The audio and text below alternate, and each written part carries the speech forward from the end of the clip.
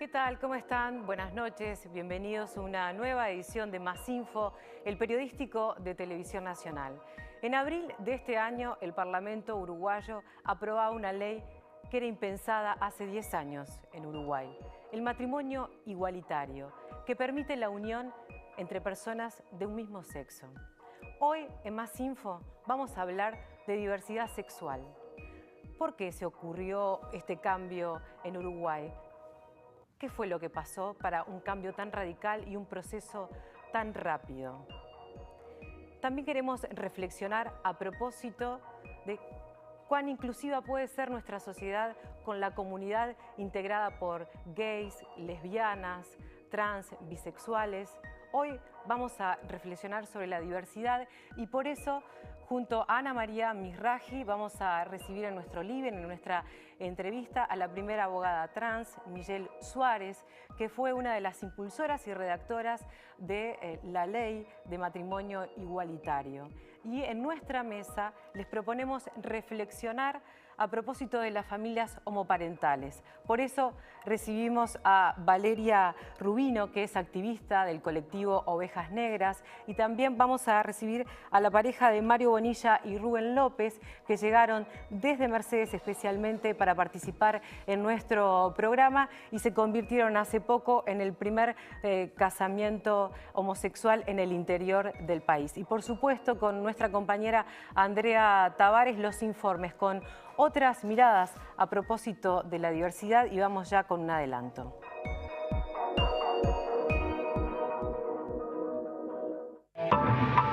Tengo 35 y que me reconocí, yo que me di cuenta a los 18, después de mi primera experiencia sexual.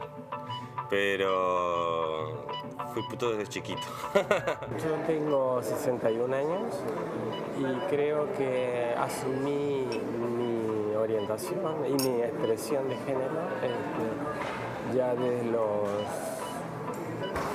10, desde que entré en la universidad. ¿Qué sé yo? A mí me gustaban las mujeres, pero me di cuenta, por ejemplo, que no me gustaba ningún varón el día que alguien me vino a preguntar quién me gustaba de la clase. Y la persona que me estaba preguntando, que era una compañerita, era la que a mí me gustaba. Nunca existe la pregunta de tu pareja estable o no estable que tenés, ¿es varón, mujer? O sea, porque en realidad puede ser que no exista la necesidad de cuidarte para no quedar embarazada. No nos catalogamos como la selección gay porque en este equipo hay gente heterosexual, bisexual, homosexual. Nuestra técnica es una mujer y la ayudante de la técnica es una chica trans. Y yo pongo esta foto siempre. En el 2005 éramos 500 marchando en la primera marcha en la diversidad. Y en el 2012 éramos más de 25.000. Hay conceptos que aún subsisten adentro nuestro, seamos o no seamos religiosos. Y el tema de la homosexualidad tiene que ver con eso. Nos han enseñado de que lo lógico, lo bueno, lo permitido es la unión de genital con genital en busca de la procreación. Todo aquello que esté por fuera de eso es pecado. Entonces, somos todos pecadores.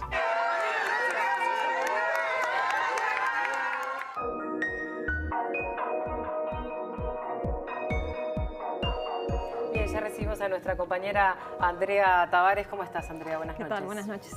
Bueno, hablaba de un proceso que fue rápido, poco más de un año de debate en el Parlamento a propósito de la ley de matrimonio igualitario. Sí, desde el mes de abril Uruguay se integró a 10 países que permiten y habilitan el matrimonio igualitario. Por eso nos parecía que el objeto hoy encima de la mesa tenía que ver con eso, con esa libreta, en este caso de Rubén y Mario, que van a estar en minutos contando su historia y que fue uno de los primeros casamientos que ocurrió en el interior del país. Lo cierto es que según el censo del 2011 hay un relevamiento hecho que son 2.778 las personas que declararon vivir en pareja del mismo sexo y un trabajo realizado por los sociólogos Leonardo Cuello y Andrea Macari hicieron como un desglose y un estudio sobre las características de estas personas, que en su mayoría son jóvenes entre 14 y 44 años, que la mayoría de las parejas que hay en nuestro país son de hombres, que también tienen buena inserción laboral, que tienen un nivel educativo además importante y que la mayoría de ellos declaró vivir en hogares sin hijos. Sin embargo, hubo 22 parejas que sí declararon tener hijos en común y otros 174 que dijeron que criaban un hijo, hijo de alguno de los integrantes de la pareja. Sobre esto queríamos profundizar y de eso trata este primer informe.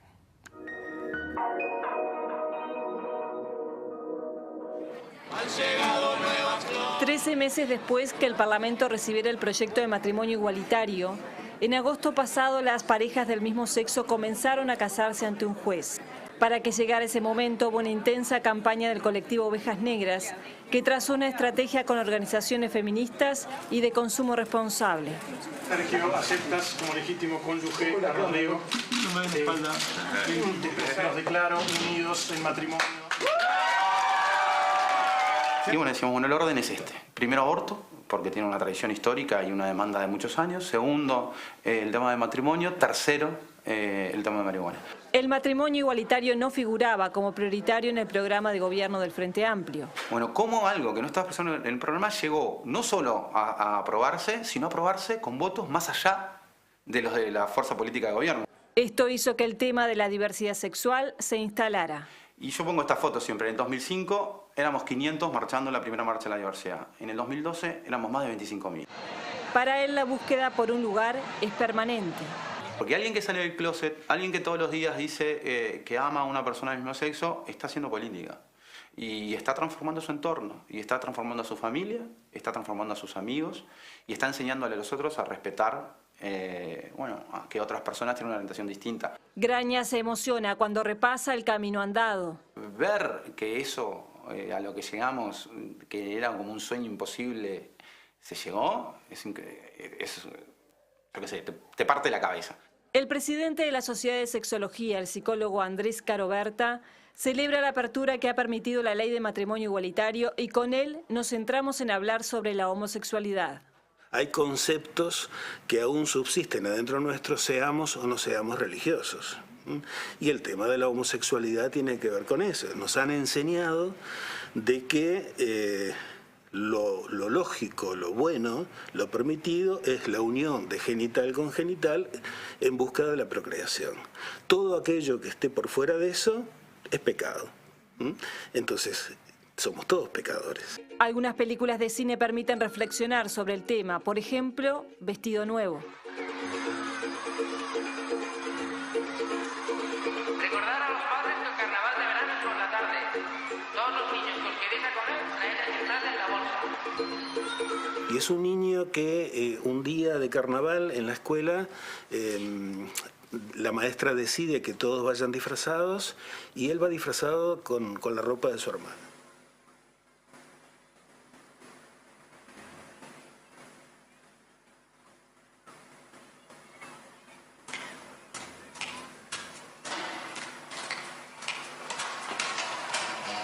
Mario, te estoy hablando.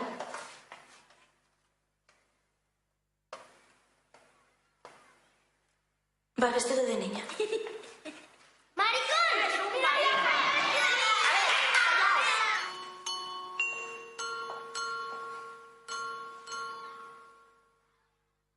Si aparecen esos rasgos en un niño o una niña, lo importante es el diálogo en la familia, fundamental el diálogo en la familia, y no la acusación, la negación, lo perverso de todo eso, o una aceptación tácita también, sino que haya diálogo. Lo importante es que el niño vaya creciendo con la mayor información posible sobre la temática, sobre las temáticas relativas a la sexualidad, para que vaya encontrando cuál es su propio vínculo con la materia. No importa si es homosexual, si es heterosexual, si es trans, lo importante es que logre una felicidad que luego pueda transmitir a los demás. En tanto, la incidencia que tiene en el crecimiento del niño criarse con una pareja homosexual aún no está clara, coinciden los expertos de nuestro país. Esto nos plantea desafíos que aún, sinceramente lo digo, no sería osado definir como bueno o como malo. Podemos tener nuestra opinión personal, pero a nivel científico yo no me animo a decirlo. Por su parte, la psicóloga Olga Rochovsky cita investigaciones internacionales que señalan que en el 90% de los casos Los hijos criados en hogares homoparentales son heterosexuales en la vida adulta. También hace referencia a documentales españoles donde los especialistas tienen más experiencia en la temática. Claramente son familias que tienen como valor a compartir con sus hijos el respeto a la diversidad y la tolerancia, y sus hijos lo son. Eso dicen nuestros datos. Son más tolerantes que sus compañeros, son más capaces de comprender la diversidad. Para Rochomsky, cuando se pregunta sobre los roles, aclara que en las parejas homosexuales también están definidos, pero no como están pensados desde una familia heterosexual. En la sociedad está más pensado que las mujeres están más cerca del rol femenino y del rol de la maternidad, porque dije mal, de la maternidad. Pero eso no quiere decir que los varones no puedan ser hiper cuidadosos. Lo único que está ligado al sexo, a la biología, es el embarazo y la lactancia, nada más. Todo el resto puede ser de cualquier sexo.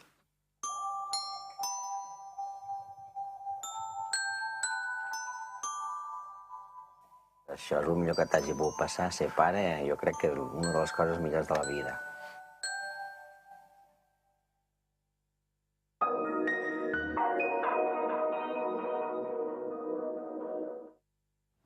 Bien, Andrea, la ley implica un avance fundamental, pero sin duda que a la sociedad se le plantea ahora un desafío que es incluir, la inclusión. Sí, lo veíamos en el informe, esto es mucho, lo que tiene que ver con la posibilidad del matrimonio igualitario, pero ahora vienen otras etapas y tienen que ver con que esa comunidad de LGTB, que son las lesbianas, los gays, los trans y los bisexuales, puedan incluirse y puedan insertarse en la sociedad y tener el lugar que están buscando. Por eso hay algunas experiencias que se están dando para esa inclusión y en el área de la salud y también en el deporte, precisamente en el fútbol, lo vemos.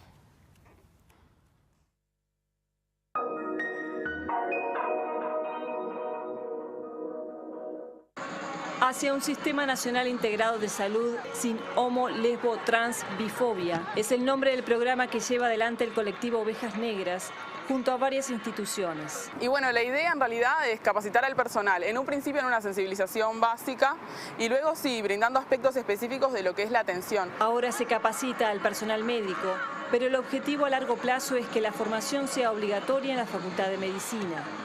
La barrera en el acceso va mucho más allá de que a mí no me dejen llegar al lugar. Si yo cuando llegué al lugar, la persona que está del otro lado no sabe qué hacer conmigo, es un problema igual. Los homosexuales, las lesbianas, los bisexuales y en especial las personas trans son los que más padecen las barreras del sistema. Igual con las dificultades que tiene, porque porque cuando llegan a la sala de espera todo el mundo las mira, les señala. Hay personas que aparte consideran que tienen derecho a insultarlas en la sala de espera. Y además, por ejemplo, en algunos departamentos sabemos que las hacen ir a conseguir, para hacerse los tests, para conseguir esos carnets a las 5 de la mañana, para que el resto de las personas que hacen uso del servicio no las vean, por ejemplo. Las organizaciones que promueven la diversidad trabajan para que se modifique el cuestionario básico de salud. No es nada fácil ir a un lugar si yo, por ejemplo, no tengo hecho el cambio de nombre y sexo registral, y que llamen a María y en realidad la persona que está vestida, sentada en la sala de espera es un trans masculino con apariencia masculina y tiene que contestar a María e ir a buscar la historia clínica como si nada hubiera pasado. Cuando uno se pone a preguntar cómo es la entrevista que hace, cuáles son las preguntas que hace, en realidad siempre es asumiendo que la persona que está del otro lado del mostrador es heterosexual. Por eso varias organizaciones hicieron el video ¿Cuál es la diferencia? En el caso de la lesbiana mostrábamos una imagen clásica de la consulta ginecológica. ¿Estás en pareja actualmente? Sí. ¿Y qué método anticonceptivo usás? Ninguno. ¿Tenés hijos? Sí. ¿De qué edades? Uno de 2 años y otro de 8. Bien. Te voy a dar una receta para las pastillas anticonceptivas, que son las que dan acá en farmacia. ¿Ah? Y si no, lo que podés hacer también ahí es pedir preservativos, ¿sí? Bueno, a menos que quieras ir por el tercero. O sea, nunca existe la pregunta de tu pareja estable o no estable que tenés. ¿Es varón, mujer? O sea, porque en realidad puede ser que no exista la necesidad de cuidarte para no quedar embarazada. Hay otros colectivos que también promueven la diversidad sexual. En este caso, desde un mundo que parecía tan machista. El fútbol es de machos. Bueno, yo no te puedo decir que ellos no sean machos. Es el equipo uruguayo de fútbol que existe desde 2006 y que luego creó la Fundación Uruguay Celeste Deporte y Diversidad. Recuerdo que en aquel momento había mucha revolución porque estaba todo eso de que, bueno, fútboles y homosexuales, si era compatible, si alguien le podía jugar, había mucha broma, mucho chiste fácil. Pero la discriminación fue cediendo y hoy no son solo un equipo gay. No nos catalogamos como la selección gay porque en este equipo hay gente heterosexual, bisexual, homosexual. Nuestra técnica es una mujer y la ayudante de la técnica es una chica trans. El equipo ha tenido destacada participación en los mundiales de fútbol gay, pero este grupo hacen más que jugar al fútbol. Somos más que fútbol. Más si querés jugar solo al fútbol hay 1.000.000 de cuadros. Acá, por ejemplo, hace unos meses atrás, durante 4 domingos, 6 horas íbamos a talleres sobre diversidad sexual, sobre sexualidad, porque también dentro de la comunidad gay hay mucha discriminación. Hay mucha también ignorancia, entonces está bueno tener otras realidades. Esas realidades ayudaron a muchos a ser tolerantes. Y este equipo, como hay todo tipo de orientación sexual, siempre está bueno. Y nunca hubo un problema, es decir, yo puedo estar con mi pareja, el otro chico puede estar con su novia, estamos dentro del mismo lugar y sin problema alguno, digamos, podemos compartir y hacernos mimos o lo que sea, pero sin tema de ojos acusadores ni nada por el estilo. La idea del grupo es que la propuesta repique y se multiplique. Por eso en octubre y noviembre disputarán la Copa Diversidad con partidos en 5 departamentos del interior. Para Mario esto es una constatación de que la sociedad uruguaya ya no es tan conservadora. Y yo considero que eso lo decimos porque estamos acá, pero cuando salimos nos damos cuenta que en realidad Uruguay no es ni pacato ni retrógrado, sino que socialmente ha evolucionado a pasos gigantados cuando somos 3 millones.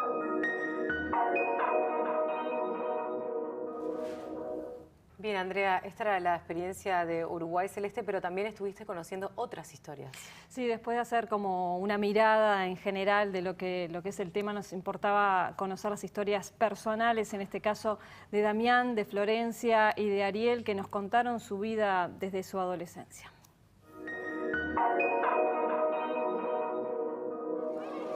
Damián Coalla tiene 35 años, trabaja en MISU, Mujer Salud en Uruguay, homosexual, se casó en 2005 en España y se separó tiempo después. El relato de su historia personal lo hace desde el living de su casa acompañado por su perra Florcita. Bueno, tengo 35 y que me reconocí, yo que me di cuenta, a los 18, después de mi primera experiencia sexual.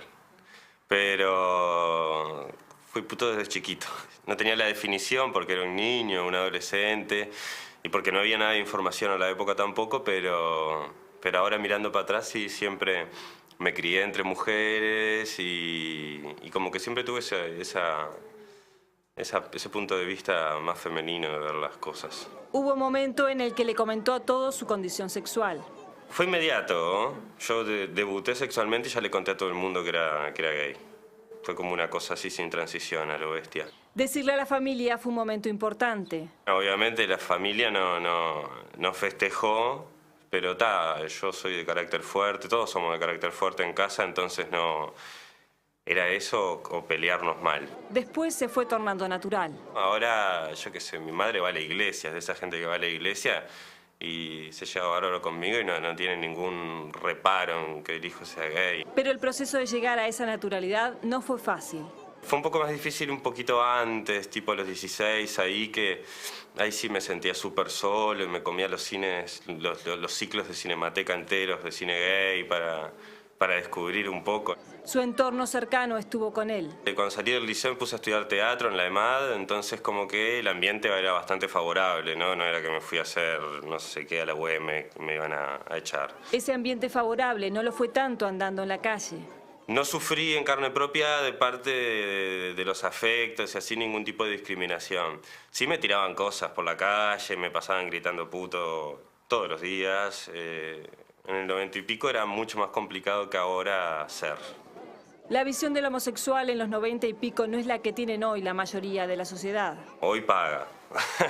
Cuando yo tenía 18 años era complicado. Me acuerdo una vez que me pegaron un naranjazo desde un camión de obreros que casi, que suerte me lo pegaron en el pecho, si no tendría otra nariz ahora. Damián hace su lectura de lo que significa hoy ser homosexual. No, ahora garpa, indiscutiblemente. Hay políticos que han salido del closet para que no los echaran, hay artistas que lo han hecho para promocionarse, hay gente que hizo su unión concubinaria para salir en la tele, hay gente, se pelearon a ver quién se casaba primero. Ya se armó un circo, ¿no? Esta situación lo incomoda bastante. De ese lado no me copa a mí demasiado esta cosa que ya tanta diversidad. Yo extraño como un poco la transgresión. Sé que, no sé, me parecía mucho más divertido en mi época. Sin embargo, reconoce la importancia de los logros. Que por suerte se han conseguido muchas cosas, ¿no? Yo estoy contento con todos los avances y con todos los derechos que se han conseguido, que se han conquistado, pero bueno, ya es momento de moverse a otro escalón y de esto dejarlo naturalizado y ya no sacarse bandera de, bueno, yo soy gay, entonces tengo un aura especial o esto o aquello. Damián se casó hace 7 años, hoy está en proceso de separación y sin pareja. Y ahora estoy solo y está complicado, ¿no?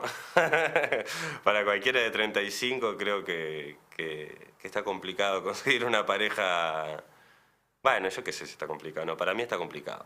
Espera que este estado sea pasajero porque tiene proyecciones de familia. Sí, a mí me sonó el reloj biológico hace rato, pero solo no tendría hijos. Y sí, si tuviera una pareja estable y se dieran las condiciones, sí, me encantaría tener hijos. Sí, más de uno. Diferente es el caso de Ariel, tiene 61 años, es sociólogo, ha vivido muchos años fuera del país y se reconoce homosexual desde su adolescencia. El relato de su historia personal lo hace pausado y con detalles en el Café Alegro del Teatro Solís. Yo tengo 61 años y creo que asumí mi orientación y mi expresión de género ya desde los 10, desde que entré en la universidad. Y esta, ¿no? Quedó reducida, oculta, reprimida, oprimida durante muchos años, prácticamente durante mi larga estadía en este país, pero que se manifestó en cierta manera en lugares donde existe un respeto hacia los derechos humanos de las personas. Soy una persona bastante afortunada. Yo tuve una familia, unos padres laicos, 100% yo tengo que decir, que este tema de la orientación, la expresión, se manejaba de una manera, diría,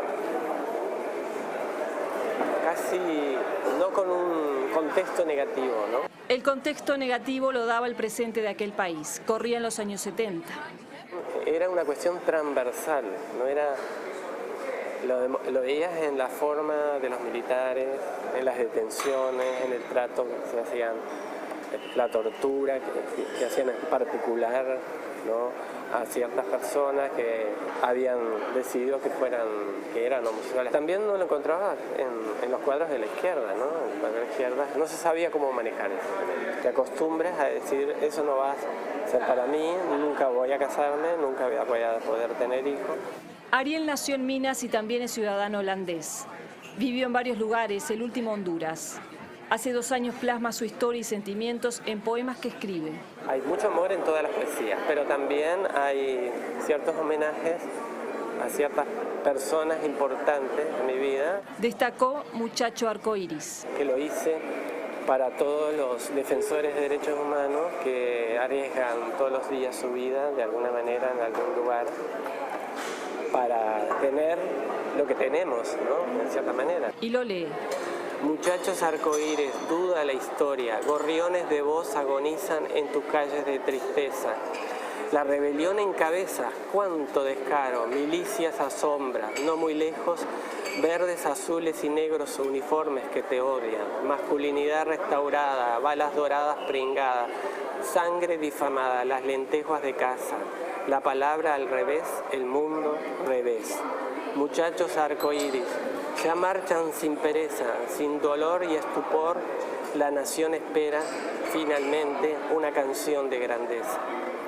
Florencia tiene 27 años, licenciada en enfermería y activista en el colectivo Ovejas Negras. El relato de su historia personal lo hace desde la Rambla de Montevideo, hasta donde llegó caminando tomada de la mano de su pareja, aunque prefirió la discreción cuando la cámara se encendió. Qué sé yo, a mí me gustaban las mujeres, pero me di cuenta, por ejemplo, que no me gustaba ningún varón el día que alguien me vino a preguntar quién me gustaba de la clase. Y la persona que me estaba preguntando, que era una compañerita, era la que a mí me gustaba. Pero la definición se fue dando a medida que fue creciendo. De ahí a todo el proceso de que yo me diera cuenta de que eso quería decir que era lesbiana y todas esas cosas, pasaron un montón de años y recién cuando tenía 15, 16 años le empecé a decir a mis amigas y eso, 16, ponele que tenía. Y bueno, más adelante le dije a mi familia. El desarrollo no fue fácil, pero siguió adelante. Yo desde que empecé el liceo, como que siempre había comentarios de, no sé, de, ¿a vos te gustan los hombres o no te gustan? Yo no contestaba esas cosas. No me parecía. En ese momento cuando me lo preguntaban directamente, yo no sabía qué contestar. Realmente no sabía qué contestar y además de parte de los docentes era tipo nada, nada pasaba, nada había pasado. Después cuando me empezaron a gritar cosas o cosas así, o a hacer comentarios y no sé qué, ya era más grande y ya no me importaba. Y qué sé yo, no voy a decir que fue re fácil y todo lindo y no sé qué, pero Cuando le dijo a sus padres, intentó ponerse en sus zapatos. Pero en general es un proceso que es complicado para la familia, porque en general uno se imaginó todo un montón de cosas sobre su hijo o su hija y que esa persona, ese hijo, esa hija venga a decirle que no, que capaz que todo lo que había pensado para él o ella no era tanto como lo que él o ella quería, no es fácil. Su familia la comprendió y la sostuvo. Nunca sentí la obligación capaz de parte de mis padres ni de mi familia de que presentara un novio ni nada. Sincerarse con los afectos para Florencia es el camino. Es realmente importante que las personas en todos los ámbitos, pero además, sobre todo en esa gente que uno más quiere y con la que más se vincula, pueda decirlo. Ella vive con intensidad y libertad su condición sexual y se proyecta. Es parte de mi proyección de vida a largo plazo, no ahora, pero en realidad yo desde siempre en realidad quise tener hijos eventualmente y es algo que pienso hacer dentro de un tiempo considerable.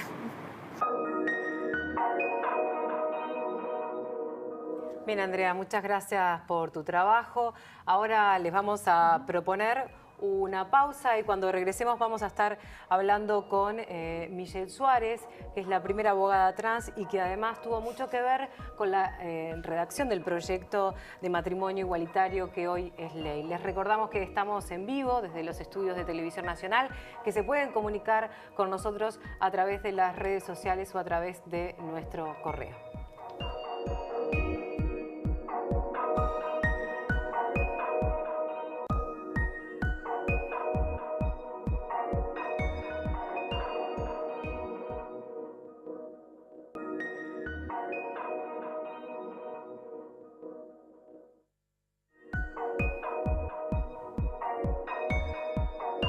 Seguimos en Más Info, estamos hablando de diversidad sexual y es para nosotras un gusto recibir a Michelle Suárez. ¿Cómo estás, Michelle? Muy bien, un placer.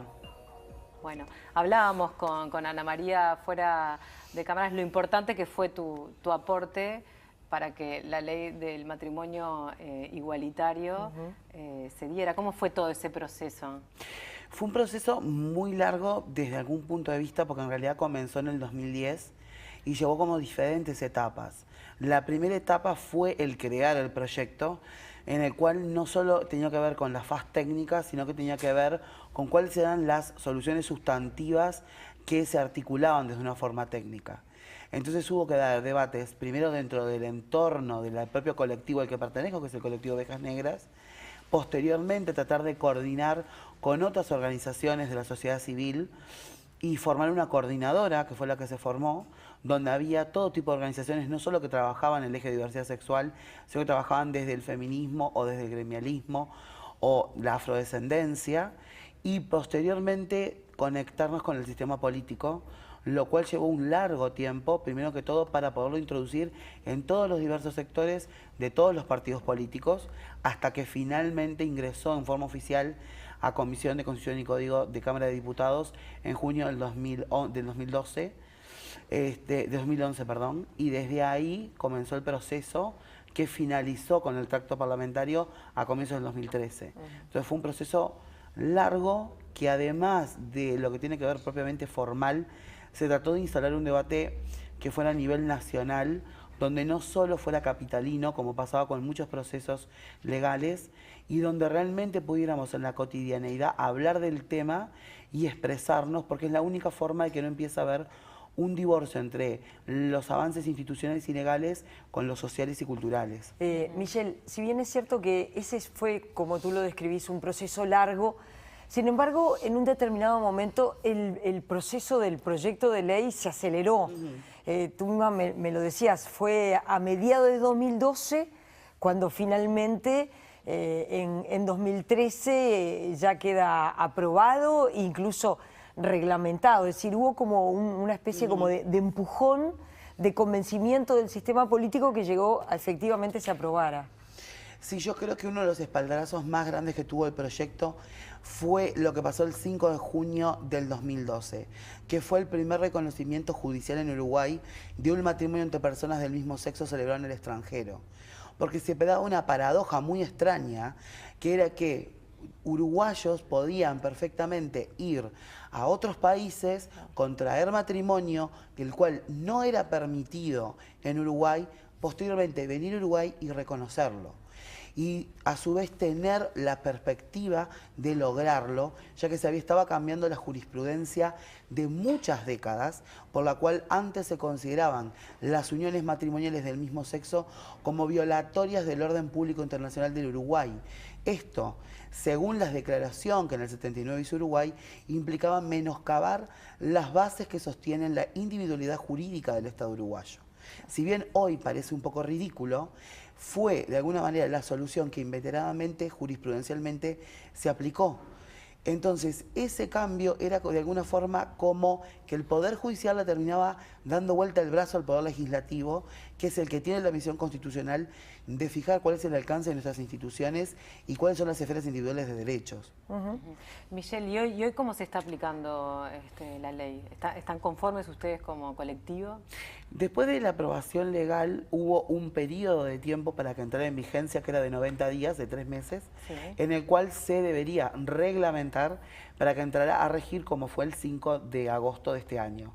La cuestión es que en ese tiempo sí hubieron algunos pequeños inconvenientes con la reglamentación, pero se llegó a tiempo para la fecha en que las personas podían empezar a querer inscribirse.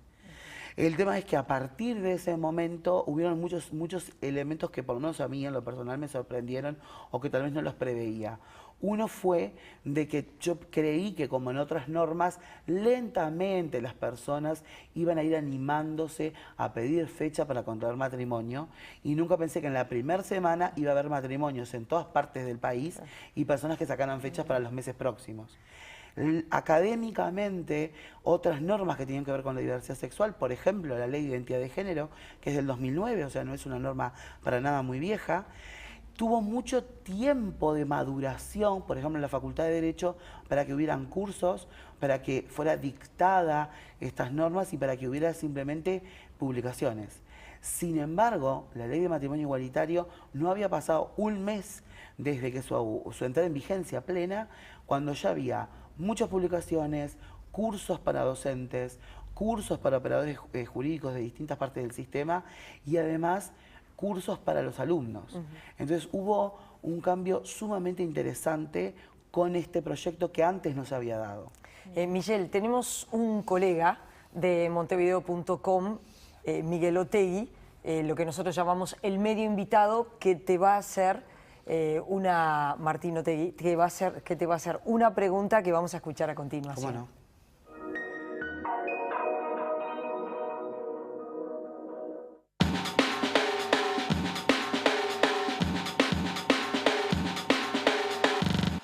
Escuché a algunos activistas por los derechos de las minorías sexuales y también incluso algunos intelectuales de izquierda, como la escritora Fran Lebowitz, haber dicho que es un poco paradójico el haber reivindicado tanto el ingreso a una institución que es esencialmente conservadora como el matrimonio. Y me gustaría saber tu opinión al respecto.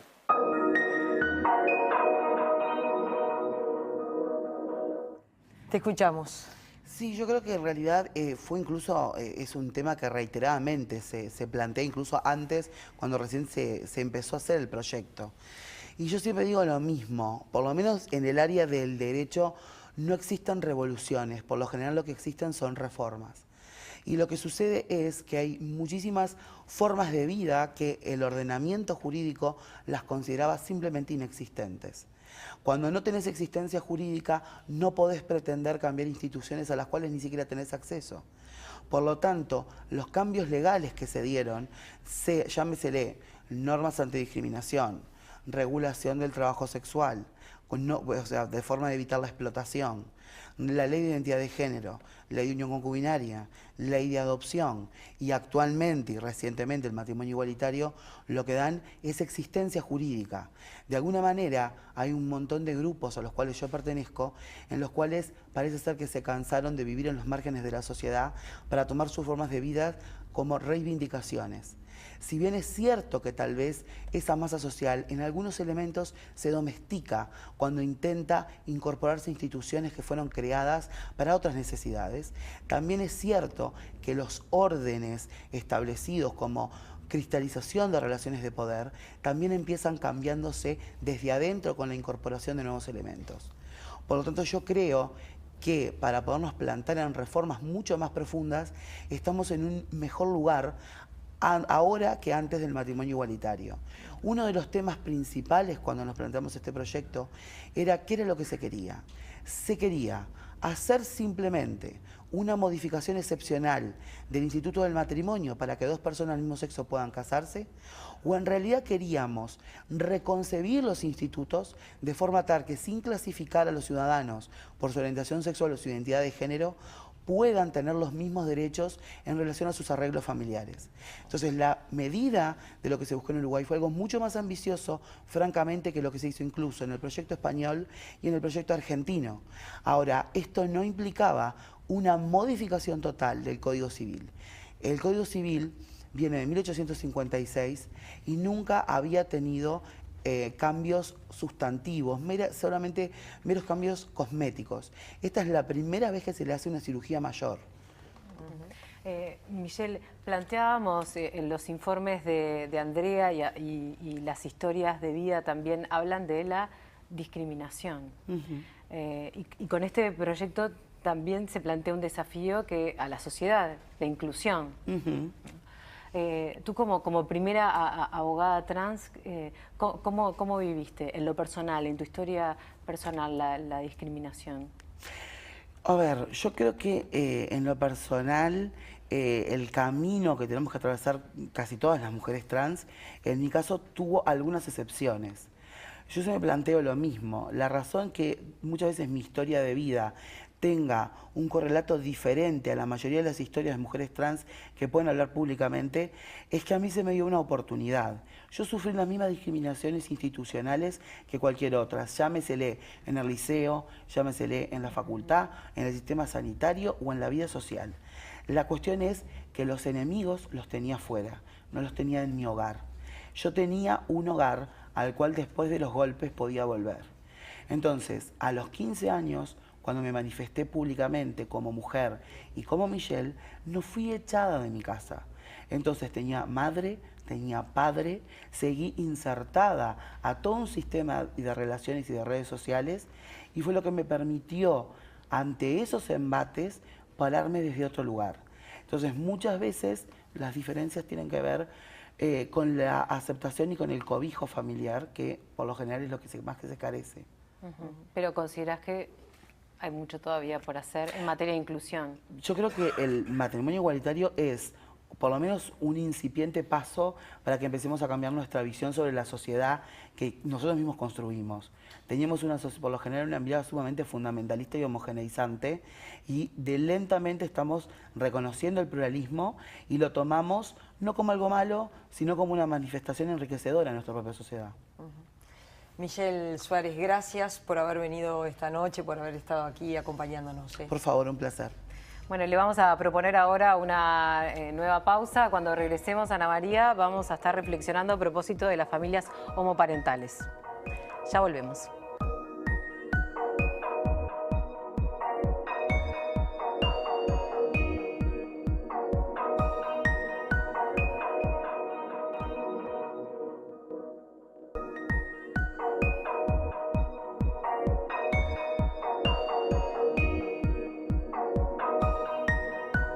Y ya le damos las buenas noches y además les agradecemos porque vinieron especialmente de Mercedes.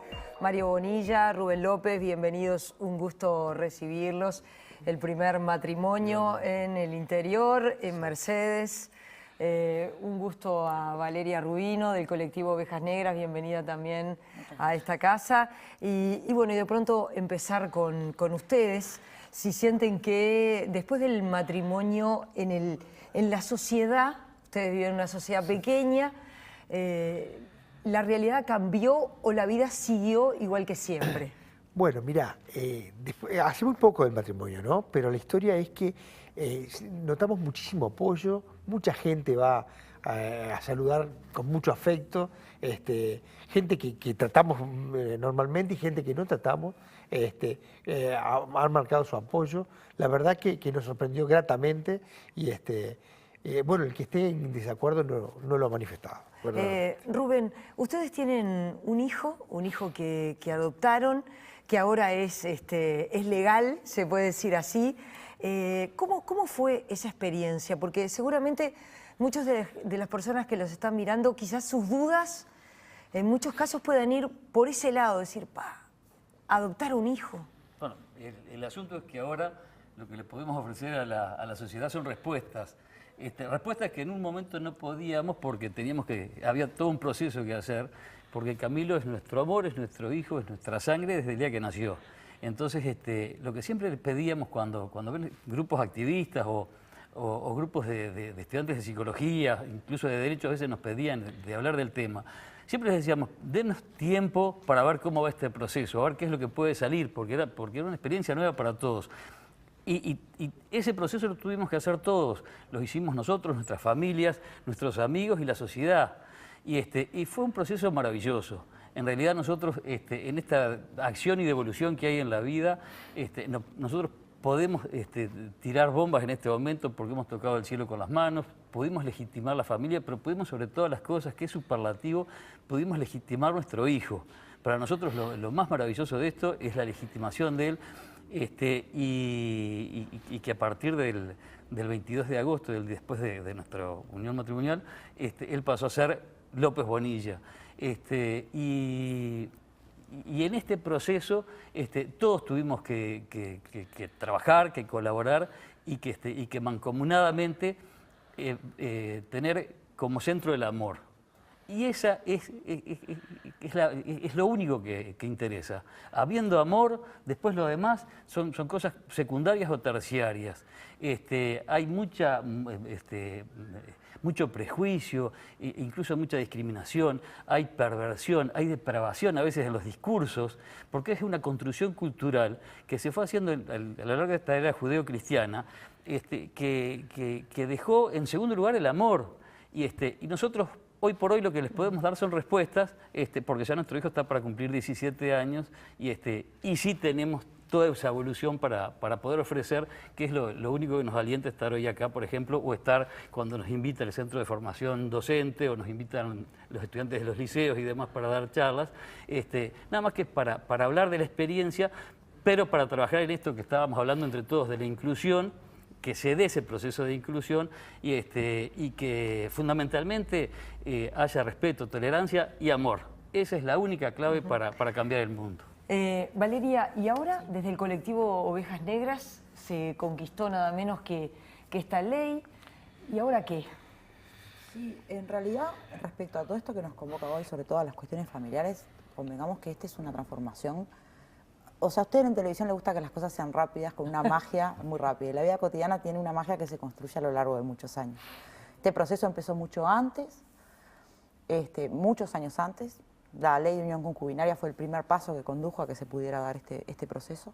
Y tiene que ver con una mutación en el Parlamento, primero en la sociedad y luego en el Parlamento, una aceptación del Parlamento de que había que empezar a legislar en familia de forma coincidente con la realidad y no con un estereotipo que era minoritario, que casi siempre lo ha sido en nuestra sociedad, que es esa familia nuclear típica que nos cuentan los cuentos, que nunca fue mayoritaria, no lo es hoy, apenas alcanza el 30% de las familias uruguayas, y la ley estaba hecha para esa familia. Entonces empieza a caminar con la ley de unión concubinaria, que introduce, o sea, que es una ley moderna, nueva, hecha con esa lógica y por ende también incluye parejas del mismo sexo, pero cuyo principal fundamento no fue siquiera las parejas del mismo sexo, no éramos nosotras, las lesbianas, no eran gays, no, eran las mujeres desamparadas después de 50 años de estar en pareja con un señor que de repente se moría a golpe y la mujer se quedaba absolutamente sin nada en la calle, sin derecho a herencia, porque el señor tenía, por ejemplo, un matrimonio, bueno, había millones de problemas y sobre todo coincidía con un problema sobre las mujeres heterosexuales. Pero claro, al hacer una nueva ley y empezar a pensar en una familia, hay que empezar a reconocerlas todas. Ese fue el primer paso. Luego vino la ley de adopciones.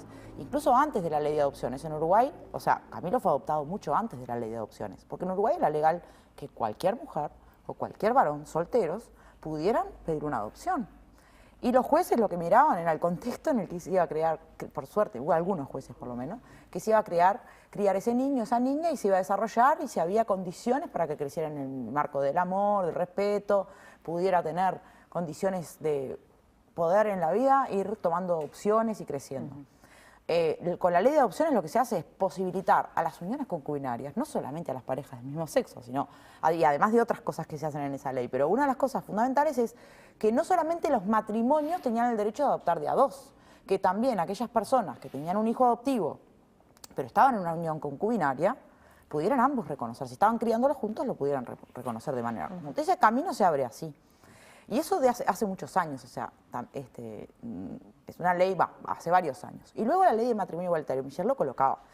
Estuvo en los despachos de todos los legisladores y las legisladoras de este país 3 años antes de ser votada.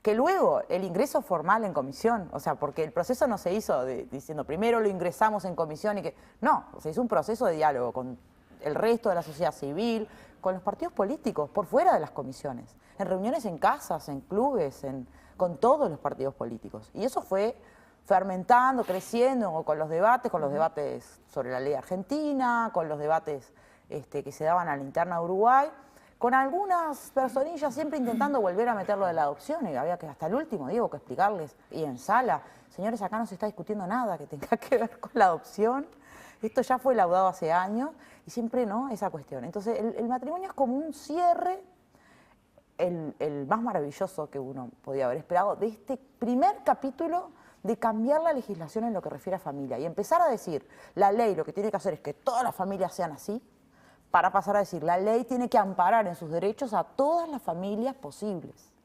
¿No? En el caso de ustedes, por ejemplo, me comentaban, Rubén, que primero Camilo fue, desde el punto de vista para la ley, hijo tuyo. Primero se hizo la adopción simple, que era lo que se podía hacer, y entonces fue mío.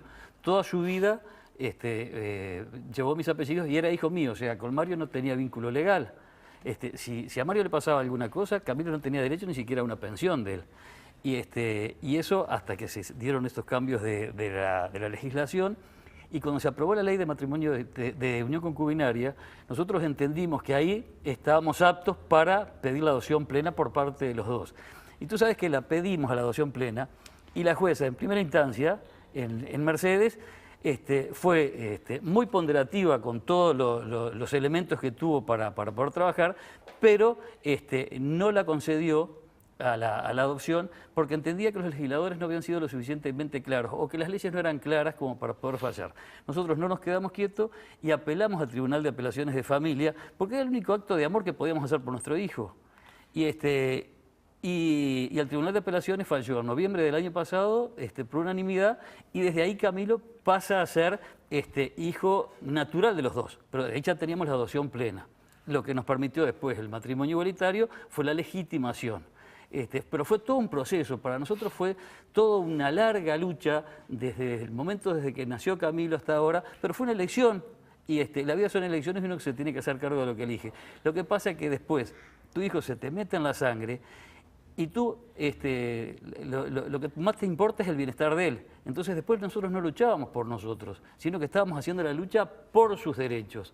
Y fue la satisfacción que tuvimos al poder legitimarlo ahora. ¿Y cómo sienten que impactó en él todo este proceso? Vos sabés que él, como todo adolescente, no es muy hablador, pero después de esto, después del matrimonio, de la boda, como quien dice, él se expresó en Facebook, que nos hizo nos derritió con las palabras, muy orgulloso de los viejos que tengo, es el día más feliz de mi vida, cosas por el estilo, que fue compartido por todo el mundo porque verdaderamente sorprendente de que él se exprese tan abiertamente, ¿no? Y en eso de cambiar, hoy estábamos leyendo declaraciones que hizo el Papa Francisco. En particular el diario El Observador tituló "Los homosexuales me dicen que la Iglesia los condenó, pero la Iglesia no quiere eso". Reconoce que la Iglesia ha estado obsesionada con el tema y él pide abrir la institución tanto a las personas que se divorcian como a los gays. ¿Pensás que puede ser una señal positiva este nuevo Papa? Sin duda que la Iglesia Católica, otra gran cantidad de iglesias, algunas no, ya han nacido con un perfil muy claro, pero tienen debates internos y diferencias y nada es unánime, ¿no? O sea, creo que en Argentina eso cuando se discutió la ley quedó demostrado, también en Uruguay respecto al aborto incluso, eso ha sido claro, han habido personalidades de la Iglesia Católica que salieron. Lo que pasa es que, bueno, buen trabajo le espera, basta saber lo que sentimos a aquellas personas que un día, ¿no? En medio de ese momento tan profundo que es sentirse parte del pueblo de Dios y comulgar porque eso significa iglesia, lo hacíamos en medio de un sermón que decía que, bueno, que conducíamos al pecado, a la ruina de la sociedad, ¿no? O sea, vaya a recuperar todo eso, ¿no? De alguna manera aprendimos a dialogar con la espiritualidad y con lo que sentíamos y con nuestras familias y con nuestra escala de valores desde otros lugares, que la verdad que fueron mucho más sanos. Entonces la Iglesia tendrá que trabajar mucho, la Iglesia institución, ¿no? O sea, tendrá que trabajar mucho sobre sí misma y quizás aprender de estos otros espacios que nosotros sí fuimos encontrando para poder habitar los valores de otro lugar y aprender, mirar hacia afuera y aprender mucho y vaya así transformarse. Y bueno, ojalá le vaya muy bien al Papa, pero nos vaya muy bien será medio difícil. Porque esa construcción de la Iglesia o la construcción social muchas veces fue perversa y fue depravada. Entonces, nosotros como integrantes de la Iglesia, como bautizados todos también, hemos sufrido a veces porque no solo no te bendecían, sino que sentías que te maldecían. Por supuesto que parte de la Iglesia. Pero mira qué interesante, los otros días, a raíz del asunto del matrimonio, y a raíz de las palabras del Papa, cuando dijo, ¿quién soy yo para discriminar a los gays? ¿Viste cuando en la liturgia dice, una palabra tuya bastará para sanarme? Bueno, esa palabra, esa expresión de él, instó a que, por ejemplo, una señora de casi 90 años en nuestra sociedad, una persona que tenemos conocimiento pero no tenemos amistad, levantó su teléfono a casa, entonces dice, ¿quién habla? ¿Mario o Rubén? Habla de Rubén. Bueno, dice, yo llamo para dos cosas. La primera es para pedir perdón. Yo quiero pedir perdón porque soy de comunión diaria y soy sumamente católica. Y tengo que pedirles perdón porque yo hablé.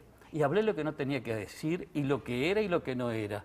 Y fui prejuiciosa y fui discriminatoria. Dice, primero pedir perdón y no quiero morirme sin que ustedes me perdonen. Y lo segundo es felicitarlos, entonces después por todo, bueno, vinieron todas cosas lindas. Pero eso, por ejemplo, esas palabras del Papa habilita a la gente a que tomen las cosas desde otro lugar. Y cuando el discurso era distinto, arrojaba gente del puente. Gente de comunión diaria iba y se tiraba del puente. Y ahora, ¿quién nos devuelve eso? Sí, ¿cómo podemos arreglar? Claro. Con el perdón a veces, pero entonces nos tenemos que todos replantear en eso de la inclusión y de ser mejores cada día. Pero todos, porque somos todos integrantes de la Iglesia. Entonces, ¿qué me van a decir? ¿Qué obispos me van a venir a decir o a discriminar? Pregúntele al obispo en el 2007 lo que le pasó a algún obispo de acá, de una de las diócesis del Uruguay. Pregunten desde el principio del siglo XX, en los anales de la historia, en los discursos del Viejo Valle, en el Senado, cuando hablaba del cura Rivero, por ejemplo, sus hazañas y demás. Entonces, ¿quién puede tirar la primera piedra, como dice Jesús?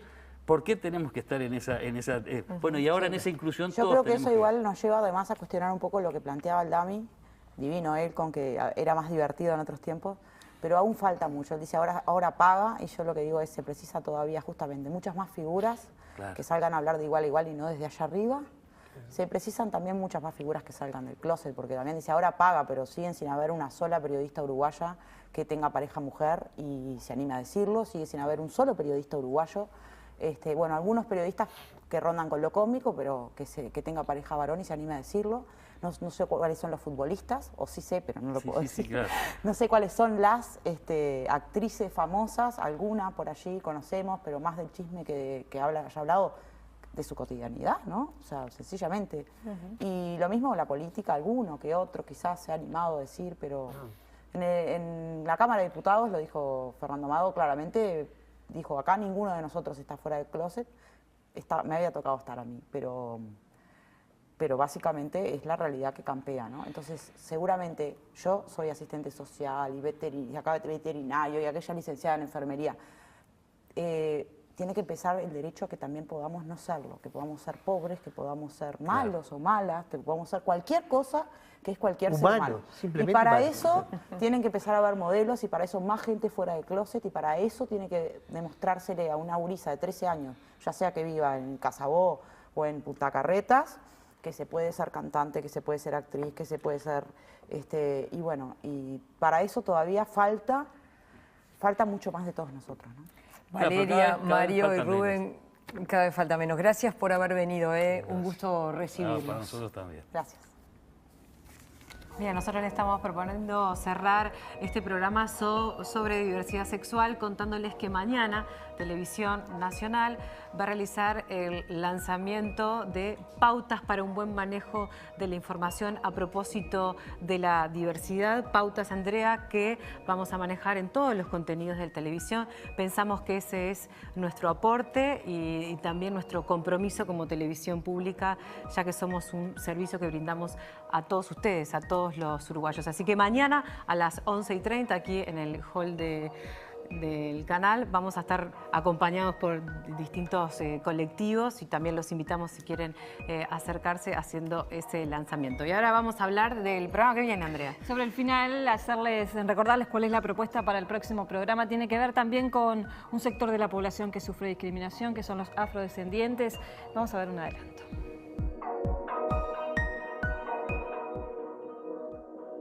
Y si comparamos, por ejemplo, la situación de un niño blanco y un niño negro, en la misma situación de pobreza, el niño negro tiene menos oportunidades de superarse en términos educativos que un niño blanco en su misma situación. Es muy llamativo, para mi entender, en el cual, digamos, representantes políticos estaban de acuerdo con la actitud de Suárez frente a una posición y sobre todo un juzgamiento, digamos, en el caso del fútbol inglés, en el cual, digamos, entre comillas, la nacionalidad salió a defenderlo ante un hecho bastante, digamos, denigrante. El término afrodescendiente refiere a un término de identidad, ¿verdad? Que somos las personas que descendemos de aquellos esclavos, de aquellas personas esclavas traídas de África, ¿verdad? Somos los hijos de los esclavos, somos el resultado de esa diáspora. Creo que hay un poco también de esa cuestión sin ánimo de victimizarse, porque me parece que acá no se trata de víctimas o victimarios, pero bueno, hay una cultura también arraigada en la sociedad, en donde también, o sea, a la hora de buscar, por ejemplo, un trabajo, muchas veces, o sea, la buena presencia implica que no seas afrodescendiente. Yo soy la tercera generación de una familia que llegó de Angola. En realidad, mi tatarabuela llegó esclava, ¿no?, a Brasil, ahí fines de los 1800. Y bueno, mi abuelo ya nació libre, pero somos como en realidad una excepción si uno piensa en lo que es la negritud, como nos gusta decir los brasileños a la comunidad acá llamada afrodescendiente. Ponele que vos venís caminando por la calle y te ven venir y cruzan, o se agarran la cartera, las mujeres sobre todo. En los ómnibus también, si tienen que compartir un asiento, muchas veces te evitan. El taximetrista en muchas oportunidades te mira y sigue de largo. Nos vamos, muchas gracias por estar con nosotros. Hasta el próximo jueves 22:30. Buenas noches.